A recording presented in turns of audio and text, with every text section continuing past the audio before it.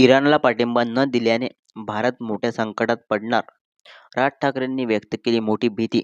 केंद्राने मोठी केली आहे चूक. मनसे प्रमुख राज ठाकरे यांनी मनसेच्या वर्धापन दिनानिमित्त शिवतीर्थावर जोरदार भाषण केले.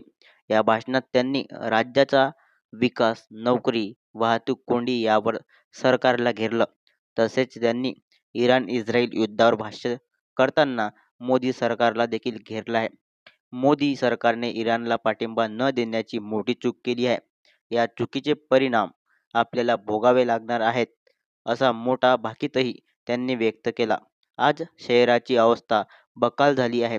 शहरांना आकार राहिल्याने कोणीही येतं, कोणीही कुठेही इमारती बांधतं. कोणालाही कसल्याही इमारती बांधण्याच्या परवानग्या दिल्या जात आहे, अशीही टीका राज ठाकरे यांनी केली आहे. ते म्हणाले, सध्या सगळीकडे धाकधूक आहे. भीषण परिस्थिती आहे. अन्न शिजवायला गॅस मिळत नाही. खरं तर काही गोष्टी आपल्यापासून राहून गेल्या.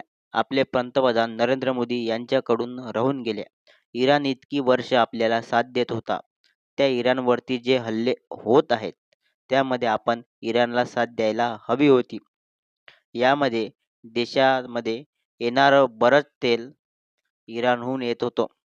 ते आपल्याला तेल रुपयात देतात.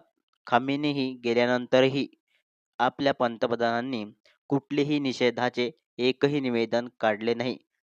हल्ल्यावरही कुठलेही निवेदन दिले नाही, असे मत देखील राज ठाकरे यांनी व्यक्त केले आहे.